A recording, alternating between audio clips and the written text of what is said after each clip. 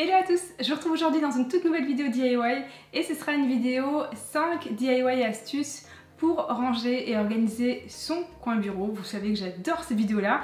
Je sais que ce sont des vidéos qui sont toujours très attendues et ça fait un petit moment que vous me demandez une suite. Alors j'espère que cette vidéo va vous inspirer, qu'elle va vous plaire. Si vous l'aimez, n'hésitez pas à mettre un petit like pendant que vous la regardez pour me soutenir. Et ça fait toujours plaisir, ça aide aussi à mieux référencer mes vidéos et à mieux faire connaître ma chaîne. Donc n'hésitez pas à faire ça si le cœur vous en dit. Maintenant, j'arrête de papoter et on y va, c'est parti! Pour ce premier DIY, j'ai besoin de feuilles cartonnées. Avec du papier standard, ça ne fonctionnera pas. Vous téléchargez le modèle qui sera dans la barre d'infos. Je l'ai imprimé à 50% pour qu'il ait cette taille-ci. Si vous n'avez pas d'imprimante, pas d'inquiétude, vous reproduisez 4 carrés, l'un en dessous de l'autre et 2 sur les côtés avec des petits bords. Je découpe tout ça et je plie sur les lignes noires. Pour cette forme-ci, je vous ai aidé puisque le modèle est ici dans la barre d'infos, mais pour le deuxième, vous verrez que je vais vous faire travailler un petit peu. Donc sur une feuille à droite, vous voyez les chiffres que je barre, donc ça il ne faut pas les faire. Et ce sont les chiffres qu'on va représenter sur le premier cube. Le 6, ce sera aussi le 9 dans l'autre sens, donc il faudra faire attention quand on va le représenter. Et les chiffres sur la feuille en noir, ce sont les chiffres qu'on va représenter sur le premier cube. Je me suis trompée, donc il ne faut pas de 4. Et vous comptez s'il y a bien 6 chiffres, c'est que c'est bon. Et à droite, il y a donc les chiffres de 0 à 5. Et avec tout ça, on va pouvoir faire tous les chiffres possibles pour la date, puisqu'on va créer un calendrier perpétuel. Donc je vérifie bien que le 6 et le 9, ce soit bon.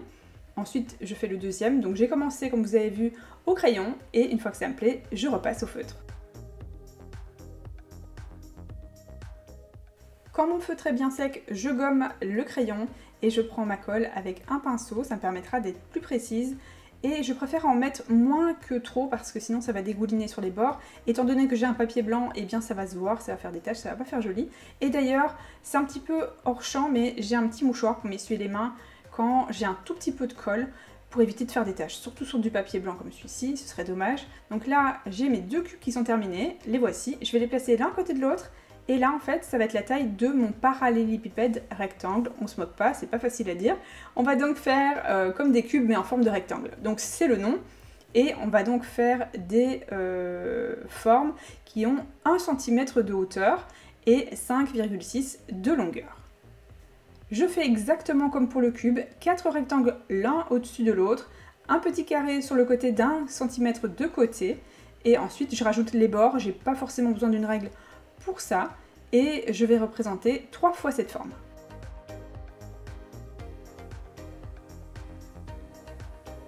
Comme pour les cubes, je découpe et je vais plier sur les petites lignes.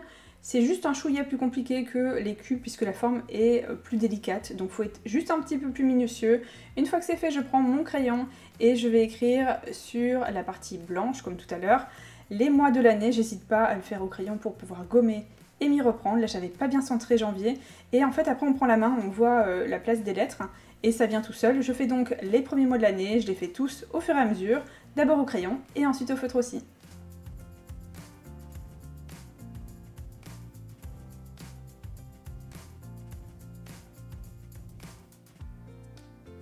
Tout ça, ce sont les mêmes étapes que pour le cube. Et il faut juste, comme je vous l'ai dit, être un petit peu plus délicat que pour le cube. Et en fait, là, vous pouvez créer un petit rangement ou une petite boîte, une espèce de petite maison pour votre calendrier perpétuel. Et là, le DIY se termine ici. Mais j'ai voulu créer un autre DIY pour sublimer celui-ci. Donc, on passe tout de suite au deuxième. Bien sûr, je vous montre le résultat dès que c'est fini. Pour ça, j'ai pris une boîte de compote, ce que vous voulez. Mais il faut que ce soit un carton quand même assez dur, qui soit assez costaud. Et je vais donc faire un petit repère parce que j'ai pas besoin de toute la hauteur. Et je trace avec ma règle parce que ça me permet d'être plus précise. J'ai choisi d'utiliser mon scalpel pour les grands côtés. Par contre, pour les petits, je préfère les ciseaux. C'est beaucoup plus simple.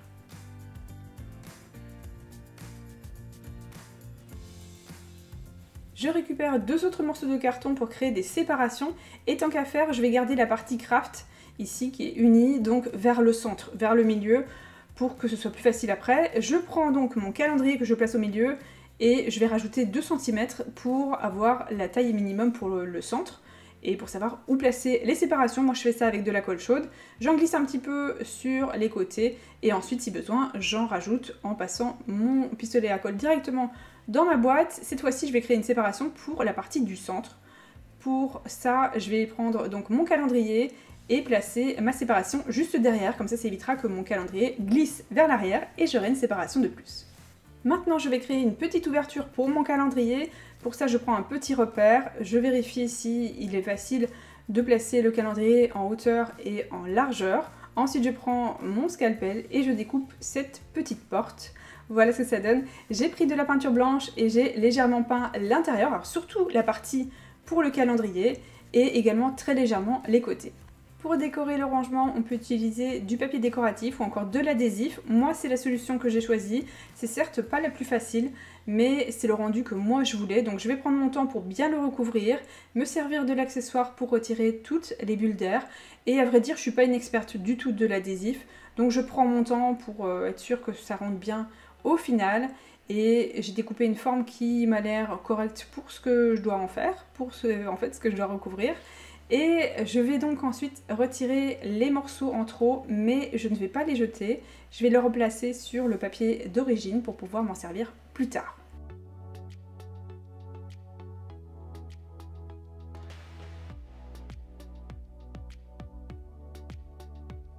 Pour pouvoir rentrer les bords, j'ai besoin de faire des encoches au niveau des coins et des séparations. Je rentre donc le reste de l'adhésif, toujours en enlevant les bulles. Et je découpe des petits coins sur les petits côtés, ce sera plus simple pour pouvoir bien les rentrer. Et cette fois-ci, je vais créer une ouverture pour le calendrier, c'est très rapide à faire. Je découpe un morceau parce qu'il était un petit peu trop grand et je rentre la partie du dessous. Pour des plus jolies finitions, j'ai décidé de rajouter du washi tape doré. Et je vais donc rajouter un petit peu, mais vous voyez pas sur toute la largeur, il y a une seule partie, vous voyez un petit peu l'ombre. Là je vais découper et je vais retirer les petits morceaux et le glisser un petit peu vers le bas. De toute façon ce que je fais à l'écran c'est tellement plus simple que ce que je vous raconte. Je fais une encoche dans les coins pour pouvoir bien rentrer mon washi tape. Vous pouvez terminer ici, mais si vous le souhaitez vous pouvez aussi rajouter des petits accessoires pour personnaliser encore plus. Et là j'ai décidé d'utiliser des petites fleurs roses que j'avais déjà. Si vous n'en avez pas, aucune inquiétude, vous pouvez faire exactement comme moi avec des petites fleurs faites en papier comme je vous l'ai montré dans ma dernière vidéo et également très en détail dans ma vidéo Fête des mères.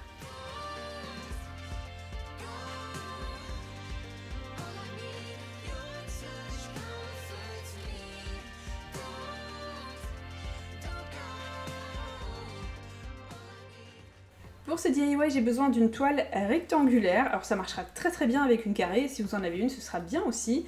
J'ai pris une feuille de papier décoratif, ça peut être fait encore à la peinture ou avec ce que vous voulez, ce n'est qu'un exemple. Je vais découper à la bonne taille pour que ce soit plutôt équilibré et un petit peu centré, vous voyez. Une fois que c'est bon, je colle évidemment avec la colle de mon choix.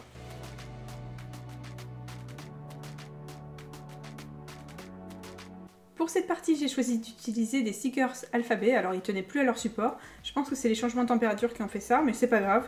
Je vais utiliser donc avec de la colle au dos, ce sera très bien. Et j'ai choisi d'écrire Be a voice, not an echo. Donc là, vous pouvez écrire ce que vous voulez et dans la langue de votre choix, bien évidemment. Et je prends un crayon pour bien aligner mes lettres et je rajoute un petit peu de colle au dos de chaque lettre. Quand j'ai terminé, je prends de la corde ni trop fine ni trop épaisse, je la place de chaque côté et je vais faire à l'arrière un nœud en serrant très fort, c'est très important. J'en fais un double nœud et je découpe le morceau en trop de ma corde. Maintenant je vais vérifier si de l'autre côté ma ligne est bien droite. Une fois que c'est bon, je rajoute de la colle chaude sur les côtés. Je vais reproduire cette étape 2 fois. À chaque fois je vérifie que ce soit bien droit et je serre fort ma corde. Alors vous pouvez laisser comme ça, mais j'ai choisi en plus de ça de rajouter des petits détails sur les petites pinces et c'est un petit peu comme des DIY qui vont ensemble. Et là pour l'astuce, j'ai choisi comme pour le premier où j'ai rajouté des petites fleurs sur le dessus. C'est exactement pareil, c'est juste que les fleurs n'ont pas du tout la même taille. Et comme je vous l'ai dit, si vous n'avez pas de petites fleurs, pas de problème, vous prenez l'accessoire de votre choix ou encore vous créez des petites fleurs en papier avec le modèle que je vous ai donné dans ma vidéo spéciale Fête des mères.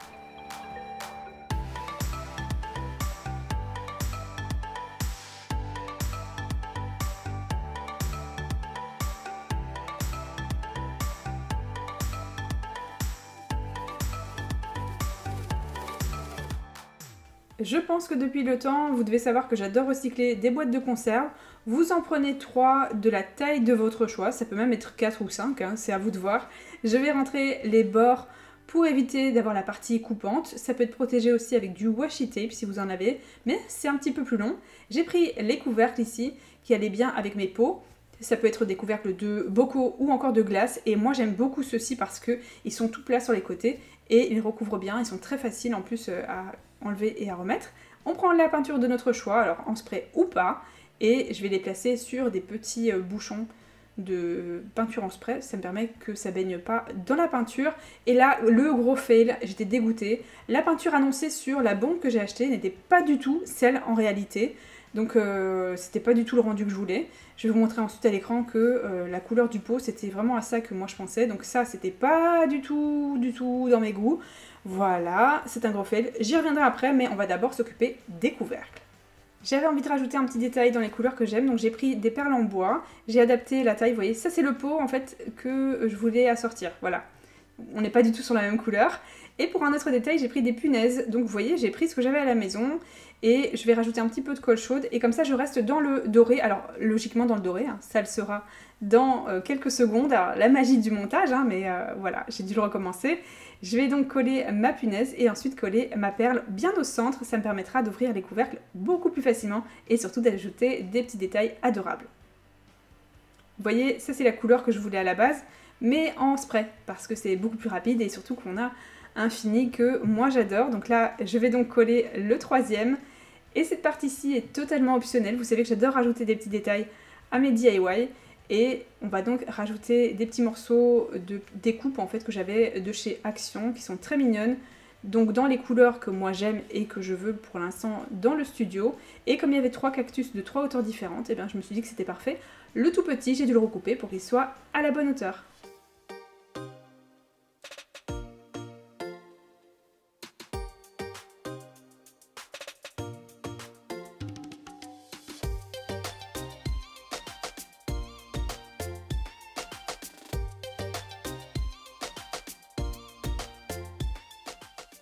On arrive donc à la fin de cette vidéo, j'espère que vous l'avez aimé. Merci en tout cas de l'avoir regardé. Moi je vous dis à très vite dans une prochaine vidéo. Et comme d'habitude, si vous avez des envies de vidéos, vous me dites tous vos thèmes dans les commentaires. Moi je vous dis à très bientôt et je vous fais d'énormes bisous. Bye!